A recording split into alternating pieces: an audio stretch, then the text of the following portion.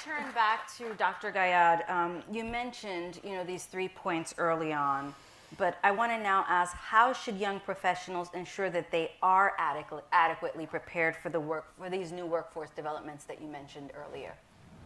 Sure. Well, first of all, it goes without saying that the labor market everywhere around the world has changed a lot over the last couple of years. It changed with the pandemic, and then it changed after the pandemic with the great reshuffle, people moving between jobs at a very high rate. And it continues to change today with all the uncertainty around us. So I think, it's no surprise that a lot of the job seekers and young professionals today are increasingly becoming confused about what is expected from them, what kind of skills and experiences they need in order to prepare for this changing environment and global labor market. So I'll do another 3 points here to offer my take on what I think young professionals, job seekers, regardless where you are in your career, need to know in order to prepare for a future that is full of uncertainty. The first, and I think, like I said early on, LinkedIn does a lot of work on creating economic opportunity. In fact, our mission as a company is to create economic opportunity for every single member in the global workforce. And a lot of the work that we do focuses around what kind of jobs we think will going to rise in the future. So one of the key reports that I think everybody should take a look at will be published next month, called Jobs on the Rise. So in this report, we lay out what are the fastest growing industries, what are the fastest growing jobs, and what do you need to do as a job seeker or a young professional in order to prepare for these jobs. So what kind of skills you need to transition into these jobs. Where are these jobs located? Who's hiring? In which industries? So that's one thing that everybody should keep an eye on. This is based on all the data that we track. The second thing, it goes back to the point on skills. Skills are extremely important. They're going to continue to change. And my advice to young professionals is to continue adding to your profile, adding more skills, learning more skills, fine-tuning your skills. At LinkedIn, our research shows that on average, every person will likely need 3 new skills between now and 2025 to keep pace with the changing labor market. So adding skills. And I'll say one last thing and I'll stop. And this is actually based on an example from South Africa that we just finished a couple of months ago. Transferable skills. Turns out, based on our work in South Africa, having a skill that could be transferred between jobs, allow you to pivot between jobs, is the most important thing for somebody in Africa, regardless of which industry you are in. I'll stop here.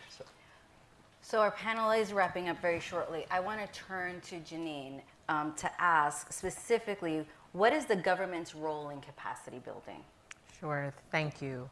So for the U.S. government, in particular USAID, we have a strong role in reinforcing and building capacity of governments, of civil society, of individuals to reach your own development, to partner with you.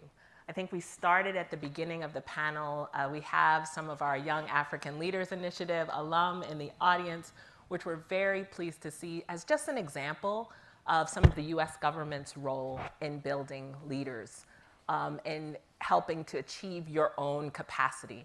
One of our leaders, for example, we have Elizabeth Watuti, who's Kenyan-born, who helped with our working in the climate. Time Magazine just named her as one of the 100 most influential people in 2022.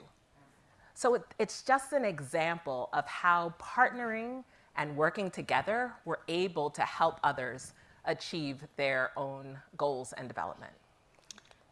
I want to thank everybody for joining this panel. 5 more minutes. Okay, sure. Great. I want to turn actually to Dr. Najib then, if that's the case.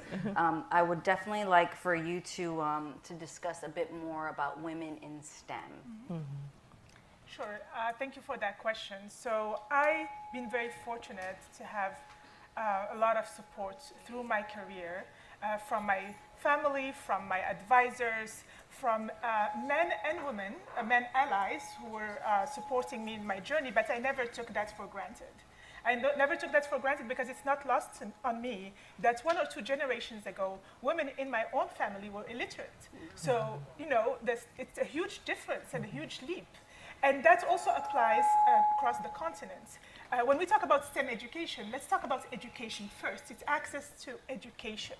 And there is the leaky pipeline that we talk about. So we have women, we need to get them to the primary and secondary education. And by the way, they perform usually very well, especially in STEM. And then we lose them. We keep losing them. And in higher education, we lose more. And even when they get into careers in STEM, we have problems with retention because there is no upward mobility. They're not at the decision-making table. They're not at the leadership level to be able to make decisions. And this is key because who is there to suffer the most from climate change, water scarcity, food security?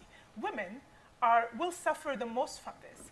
And they will recognize the value of science and technology in addressing these issues. So we also need to have them at the decision-making table, but also resolve the problem at enrollment. So I think this problem is, you know, quite pervasive.